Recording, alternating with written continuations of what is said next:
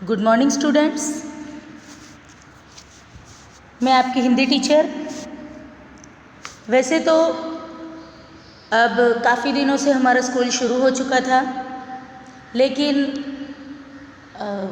कोविड-19 का संक्रमण ज़्यादा बढ़ने के कारण हमारा जो ऑफलाइन एजुकेशन चल रहा था, स्कूल में आकर हम पढ़ाई कर पा रहे थे, वो फ़िलहाल हमें बंद करना पड़ा है। इसलिए अब हम जैसे पहले हमने ऑनलाइन एजुकेशन लिया वीडियोस या फिर वर्चुअल क्लास के थ्रू, अब आगे भी हमें उसी तरह से पढ़ाई करनी है बच्चों।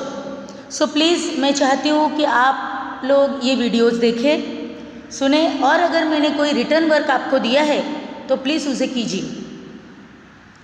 वैसे तो पोर्शन हमारा कंप्लीट हो चुका है, लेकिन फिर भी अब हम रिवीज़न की ओर आगे बढ़ते हैं। तो रिवीज़न में मैं शुरुआत ग्रामर से करना चाहती हूँ। तो ये जो आज टॉपिक है मुहावरे, ये टॉपिक मैं आप लोगों को पढ़ा चुकी हूँ, आप लोगों ने सुना है, देखा है वीडियो और नोट में लिखा भी है।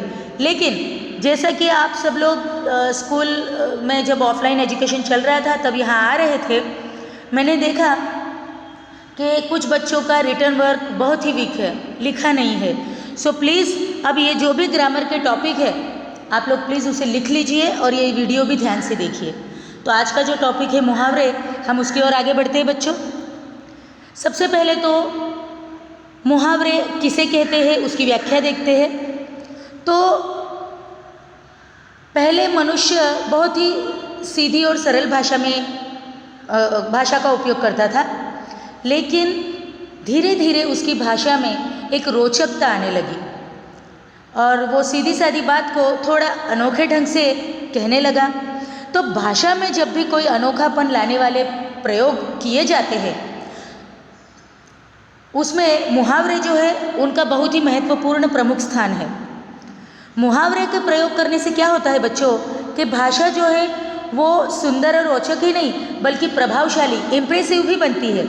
इसीलिए हिंदी भाषा में प्रवीणता पाने के लिए हमें मुहावरों का ज्ञान होना चाहिए। तो मुहावरे का अर्थ क्या है, यह व्याख्या दी गई है बच्चों जो आपको लिखनी है।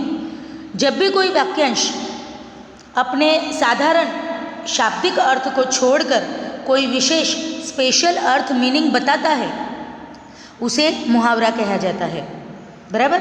जैसे देखिए चिकना घड़ा। अब चिकना घड़ा का जो शाब्दिक अर्थ है वो क्या है कि ऐसा घड़ा जो चिकना हो, लेकिन इसका एक स्पेशल मीनिंग भी है, विशेष अर्थ। चिकना घड़ा यानी कि जिस पर किसी बात की कोई असर ना हो, वो उस बात को अनसुनी करे या उस पर उस बात की कोई असर ना हो, उसे कहा जाता है चिकना घड़ा। आई बात समझ में? तो इसी को कहा जाता है मुहावरा। अब मुहावरे जब भी हम इस्तेमाल करते हैं तब हमें कुछ बातों का खास ध्यान देना चाहिए। बराबर। जैसे कि मुहावरों का प्रयोग उनके असली स्वरूप में ही होना चाहिए, उनके शब्द बदले नहीं जाने चाहिए, वरना वो मुहावरा ही नहीं कहलाएगा। जैसे अगर मैं कहूँ कि अक्ल का दुश्मन, तो इसी शब्दों का प्रयोग इसमें होना चाहिए। इसकी जगह हम अक्ल का शत्रु, मतलब दुश्मन की जगह शत्रु, उसका समानार्थी शब्द भी रख दे तो भी ये मुहावरा नहीं लगेगा, ठीक, उचित नहीं लगेगा। बराबर।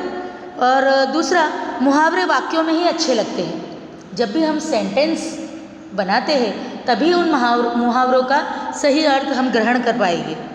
जैसे कान काटना, इसका क्या अर्थ हुआ? कान को काटा जाए। लेकिन अगर हम ये कहें कि छोटा सा बच्चा तो बड़े बड़ों के कान काटता है, तो ये थोड़ा एक अलग सा वाक्य, मीनिंगफुल और थोड़ा अलग, रोचक लगता है।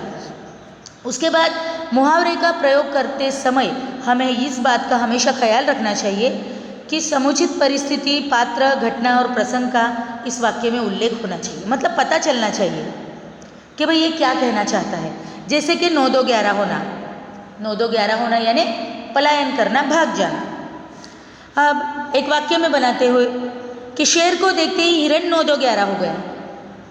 अब देखो, शेर हिरण का शिकार करता है क्योंकि वो शेर का भक्ष्य है। अब कोई जीव जानबूझकर मरना तो नहीं चाहता, इसीलिए जैसे ही शेर को हिरण देखता है वो अपनी जान बचाने के लिए भागता है। तो 9 2 11 होना का अर्थ ये हुआ भाग जाना। यदि सीधा ऐसा वाक्य बनाया जाए हिरण 9 2 11 हो गया, तो कैसे पता चलेगा कि वो 9 2 11 क्यों हो गया? इसीलिए हमें पूर्ण वाक्य सही ढंग से लिखा हुआ होना चाहिए। अब मुहावरे का अर्थ जो है एक विलक्षण खास अर्थ होता है, तब वाच्यार्थ में इसका कोई स्थान नहीं होता। जैसे आग में घी डालना, इसका जब वाक्य प्रयोग होगा तब इसका अर्थ होगा क्रोध को भड़काना।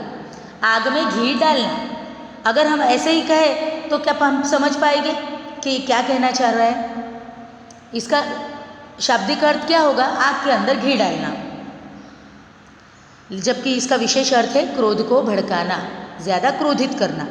मुहावरों के वाक्य प्रयोग अलग अलग रूप में हो सकते हैं। जैसे कि एक ही मुहावरा हम अलग अलग वाक्यों में इस्तेमाल परिस्थिति के अनुरूप कर सकते हैं। जैसे कि पानी पानी होना यानी बहुत ही लज्जित होना, शर्मिंदा होना। देखिए यहाँ 4 अलग अलग वाक्य बच्चों दिए गए हैं, बराबर। जैसे इसमें पानी होने की क्या ज़रूरत है? इस उम्र में ऐसी गलतियाँ तो हो जाती है, हुआ ना एक वाक्य। उसके बाद तुम कुछ भी कहो वो आज सबके सामने उन्हें पानी करके छोड़ेगा। अब ये जो सारे वाक्य है बच्चों, इसमें यही कहना चाह रहे हैं कि शर्मिंदा होना या लज्जित होना, लेकिन अलग अलग वाक्यों में परिस्थिति के अनुरूप हम एक ही मुहावरे का प्रयोग कर सकते हैं। तो बच्चों आप लोगों को समझ में आ गया होगा। परीक्षा में भी आपको ये टॉपिक ज़रूर आएगा, सो प्लीज़ आप इसका अच्छे से अभ्यास कीजिए। और ये जो हमारी टेक्स्ट बुक है उसमें पेज नंबर 11 उसमें मुहावरे पूर्ण टॉपिक दिया गया है। सो प्लीज़ बच्चों आप लोगों को ये टॉपिक लिख लेना है। आई रिपीट अगेन, ये टॉपिक लिख लेना है, इसका अभ्यास करना है। अगर आपने ग्रामर की नोट सेपरेट बनाई है तो बहुत बढ़िया, उसमें लिखिए, या तो फिर अभी आप कंटिन्यू, हमारे लेसन कंप्लीट हो चुके हैं, उसके बाद तुरंत से शुरू करोगे तो भी चलेगा। और जो बच्चे लिख चुके हैं उन्होंने नहीं लिखा तो भी चलेगा, लेकिन वो इसका अभ्यास ज़रूर करें। तो बच्चों यहाँ हमारा एक टॉपिक जो है मुहावरे, ये पूर्ण होता है। आप लोग इसका अच्छे से अभ्यास कीजिए और आप अपनी सेहत का भी ध्यान रखिए। So goodbye, take care and thank you very much बच्चों।